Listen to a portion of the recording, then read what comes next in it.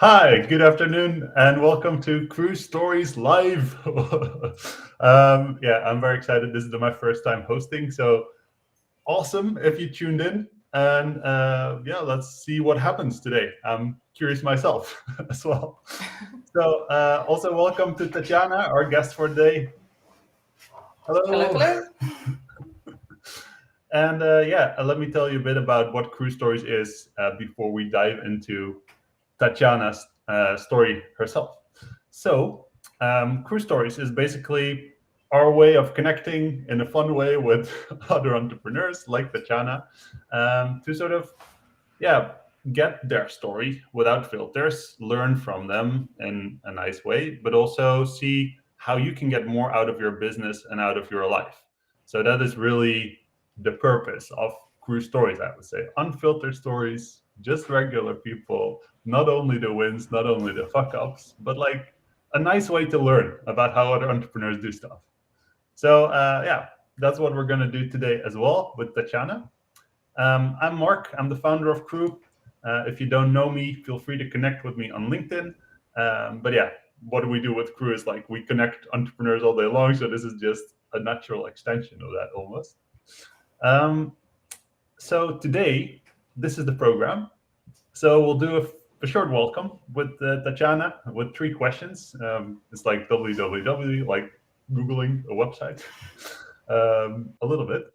Then we'll have show and tell. And show and tell is where Tatiana basically is going to share a little bit of her expertise, either about her business, about her life. I mean, something, but something that we can actually see. So that will be also fun for us to learn. And very finally, we'll have a mystery question. And that, yeah, I don't know what it's going to be. Tatiana does know what it's going to be. So that is always a surprise. But it will for sure be nice. And of course, there is a chat. You can constantly use it. So here we can even show anything that's going on in the chat. So if you have questions, things you want to ask Tatiana, things you want to ask me, feel free to do so. And we'll get back to them at the end of the broadcast. So it should be about 15 minutes. Now, enough talking from my side. Let's get into Tatiana. So, Tatiana, uh, three questions. www. First one is who actually are you? Who is Tatiana? Hello, hello. Well, first of all, thank you for inviting me to join this live stream. It's the first time I'm doing this kind of exercise, so it's exciting and challenging a bit. So, my name is Tatiana. I am originally from Russia, St. Petersburg, and I'm a portrait photographer, which means that I help people to show their energy in the photos. And I always liked working with people and helping them to go through the challenging times. I found myself like photography is my way of doing that, and that's a lot of fun. And it pushes me every day to get to know more about people and myself. So that's why I'm doing that. Cool. Yeah, it sounds awesome. And I mean, I've seen some of your pictures. They are really cool. It's like you have your own style. You were even in some of them, so you had a chance to experience the photo shoots and the pictures. Yeah, and I mean, I can't show it now, but we did some things together, even like this mood boarding workshop that you hosted, and yeah, it's just cool to see a bit of your process, right? Like this creative process of coming up with a good brand, a good photo, and that is, I think, something you do really well. And I think it's just it's a way of communication. It's easier sometimes to start expressing what you have on the level of an idea with the actual pictures. And then this the workshop of that required people to just dig into the old magazines and find the right visuals for their audience, brands, and message actually was fun, but also impactful because pictures can help us to communicate better. Cool. Yeah, I think so too. Second question. what are some of your biggest wins or things you're proud of so far? Because I can imagine some people listening now and they think, okay, Tatiana, photographer, pretty cool, but what can I learn from her, right? So can you maybe share some of your wins? Mm-hmm. That's always a tricky question for me, but I will try. I've been working with lots of people, taking photos of them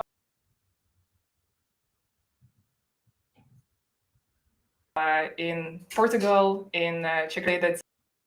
This is a win for me just because through this work I realized how different people react to the same questions, to simple conversations, how let's say in every country with all the people I've been working with, I could somehow learn more about our interactions as humans, and that's yeah, like I would say that this is something I'm proud of, that I can connect with people and be with them in the moments of struggle and have a fun conversation.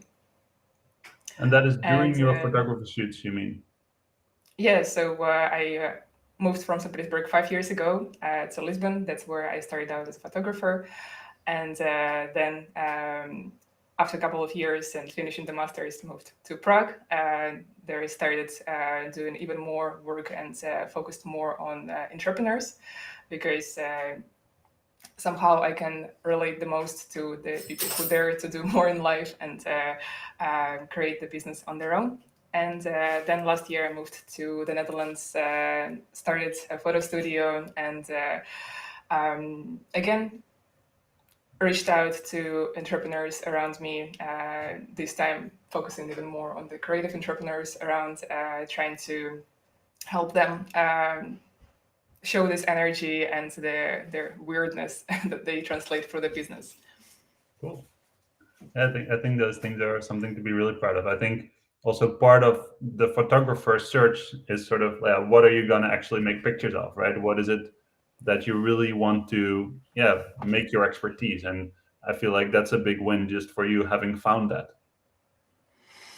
I guess so, and it took quite some time to commit to one thing. That's always a struggle, because there are so many options, so many different projects to work on, and then just staying true to the entrepreneurs and portraits actually opened a lot of opportunities for me, just because I could then see how I can be creative within these limitations. Cool. All right. And finally, where do you want to go still after having figured all this out? What is it where you're now aiming for? I would say just doing more creative, crazy projects with entrepreneurs. I believe that business portraits are still very boring and very formal and very distant, and that's not how entrepreneurs are. I see them as passionate, energetic, fun human beings, and then they are being frozen and stiff in the pictures. I think it's not fair, and it's not helping anyone to connect to you as the human soul behind the business. And I want to change that. I want to make the business portraits more personal, human, and fun, and show entrepreneurs how they are, and show the spirit of the people who are doing business. Nice. Awesome. I think that's a great mission. Now, let's go for it. Cool.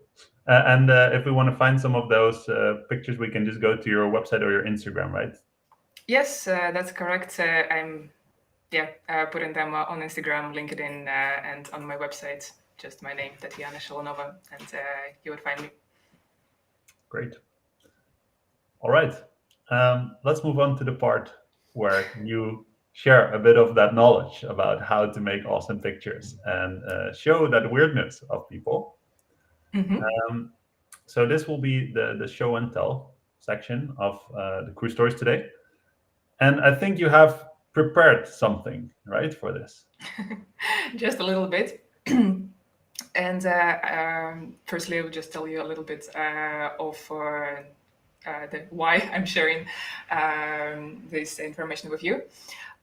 When I'm working with entrepreneurs, often I see people who have a lot to offer, and they are working on different projects. They are interested in different audiences. They have a lot to show to the world, and then it's hard to, let's say, organize all this chaos of information into something that is more understandable.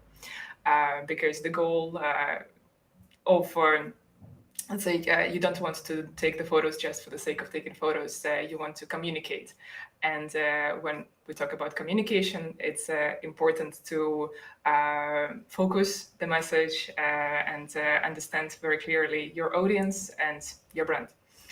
And but that's why every time I start working with entrepreneurs, we go for the same three things that help to make the story more clear.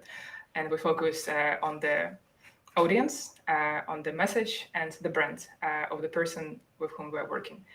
And then make it visual, because when we stay on the level of only words, we get lost and often don't understand very clearly what we're actually going to create together. So I'm going to show you the board that we were working on together with one of my clients. I am sharing right now, right? Yes. Okay, perfect. So this is how the Milanote board looks like. We started with the audience and found also like more of the visuals to connect to this audience. For example, like this lady with the hand on her heart became a symbol for how our clients look like, and then brought together more inspiration on the message, what this lady can do together with my client. And basically just at this moment took the photos that she used so far, so that we understand if there is some common ground within the pictures that are already present on her social media and the website. And then we elaborated these different stories that she would like to share with her clients in the like those, let's say, scenarios, stories that we want to capture with the pictures. And at this stage, it actually helped us a lot to put the visuals together because, for example, in the case of coffee shop, you can imagine it as a white and spacious room, or it can be something dark and moody. And it was important for us to understand like how exactly the space should look like, so that it reflects the values and helps to show her in the right way. So then it goes more to the details and the exact places and again the vibe that we want to capture with the pictures. And then we get more to the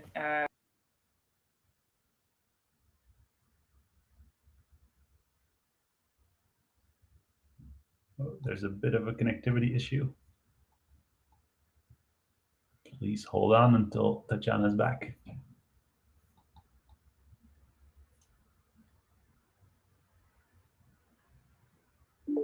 Oh, did you lose me at some point? I lost you, but you're back. Okay, yes. Probably there is something with the connection. All right. But yeah, please continue. You were At nicely which said. moment did you lose me? I don't know. It was like 10 seconds ago, so it wasn't too 10 bad. seconds ago. Then basically I was just wrapping up the story that after you get the clarity on your audience, your message and your brand, and connect them to the actual pictures so that it's not just words, but it's the actual visuals that speak to you and help to explain these three words to the person you're working with. Then it becomes easier to plan the photo shoots. You just go for the exact pictures, places, and even like the time of the day, you can plan better because if you would like to capture a beautiful sunset in your pictures, you have to be there in the evening time. So then it's easier to imagine the photo shoot in the very details and understand what kind of results you're going to get out of it. Great. And Milanote, that's something that's completely free, right? And anybody can use. It has the freemium model, so part of Mm. it you can use for free, part of it is paid. Just because I use it a lot, I have to pay for it. But no regrets. I think it's a great tool. And what makes it like better for than other tools? Like, for example, Trello looks a bit similar, or even Miro, or what do you like about it specifically? I liked the Milanote the most because it was the easiest tool for working with pictures. At least just already looking for the photo banks and then dragging and dropping all the pictures that I need to include in the boards. Miro, I started with Miro, and then it was. I don't think it's the best tool specifically for this kind of work. It was a little bit more complicated, just for like, just at the stage of working with the visuals. And Trello, yes, it could be, but in the same time, it just I think what Milanote offers is this space that you can use in any way you want, and you can create the yeah, basically any outline of the photo shoot that you can envision, and then it gives freedom to play around other tools a bit more structured. Nice. Yeah, I think it's cool. It's cool to try out. So it's basically for anyone who wants to get a vibe, get a sort of a visual feel for what they're going to design. I mean, it could be photographer, it could be videographer, anyone trying to storyboard. This would be a good tool to use, and then it would also be really nice, I guess, to maybe use your process, the three-step process that you described for every client, basically, to work with that. Yes, it's super simple, but it helps to make sure your communication is more structured. Great, awesome. Then, well, we're almost at the end already of our little crew story. But thanks a lot for sharing a bit of your yeah, how you work and your expertise. I think that's really interesting for people to get sort of an inside look, you know, and other people's businesses, and maybe also feel inspired by it. But then now, I want to ask you if you want to do the mystery question with me. And Of course, first question about the mystery question is: do you prefer pink or blue? blue. All right. So I have a blue Easter egg Okay, with a lot of, yeah, I think you can see it. It's a lot of different a questions. lot of questions. Oh, wow. Yeah. So I'll shake it a little bit, and then yeah, Tatiana, tell me when to stop. You know, I will try and grab a question from here and tell me where my hands should stop. Step. All right. Oh, that's it feels like a big one. This I don't know. All right, let's see. I have no idea myself. So How much time we have to answer the question? all right, so this is the question. There's a little genie on I it, cannot so see I it will properly. read it for you guys. But just so you know that I'm not making this up. um, if you could be anything different than an entrepreneur, what would you be and why? Mm-hmm. Um, I would say that there's like a practical and a fictional answer to this question. So the practical one would be like I would be a marketeer, like working in marketing, because that's where I actually started out, and it's still very close to my heart. So anything that's connected to marketing, communications, branding, I could definitely see myself there, just working in a company and yeah, trying to approach the communication from that side. And a more fun and let's say fictional answer to that would be, I don't know, a gardener, uh, just working on creating a beautiful green space, taking care of the strawberries, blueberries, potatoes, tomatoes, lots of it.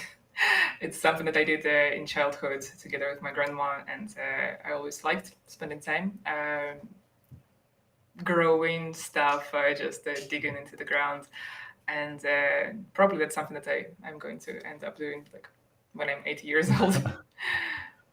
Cool. And yeah, why is just something you like, right? Or is it also a bit of the mindfulness, or what attracts you in it really?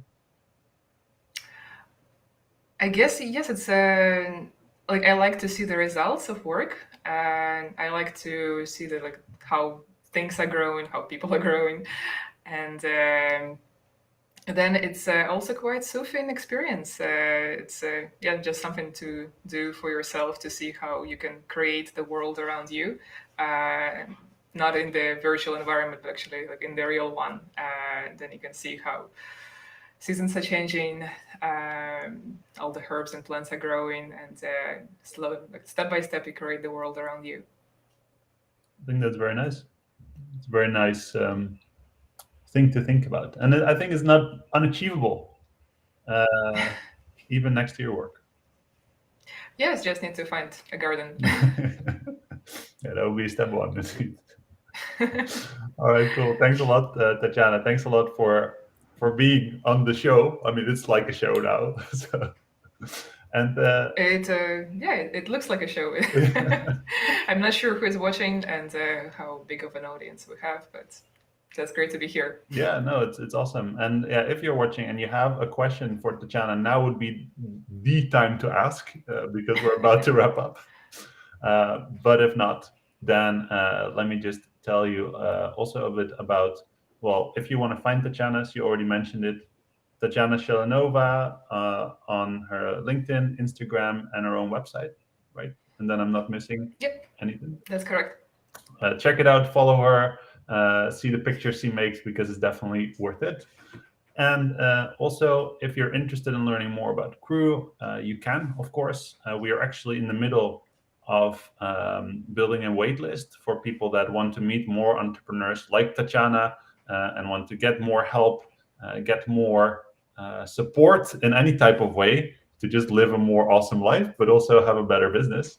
And if you want to just see what that's all about, you can go to this type form and fill it out, and we'll get back to you as soon as there is a KREW, either online or and somewhere near your where you're living, that you can just check out for free and see what it's all about. All right. Then I see we actually do have one question. Yes. Mazun. So let's see. Mazun asks,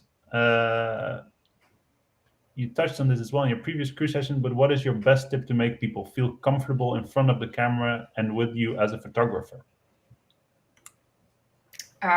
Great question. Thank you. And that's one of my favorite topics, but today we didn't talk about it.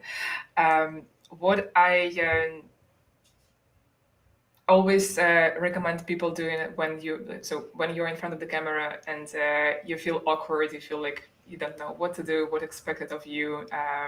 I always recommend shutting down those thoughts first, just letting it go and trying to forget that you are actually in front of the camera and getting into your body, because quite often when people come to the photo shoots, they're just all in their minds, and there is too much thinking involved. What helps is to simply stretch your body, stretch the muscles of your shoulders and your back, expand yourself just like this, breathe deeply, take a deep breath, hold it, and then let it go. There is this 4-4-6 kind of breathing when you take 4 seconds to breathe in, 4 seconds to hold the breath, and 6 seconds to let it go, or like 6 counts.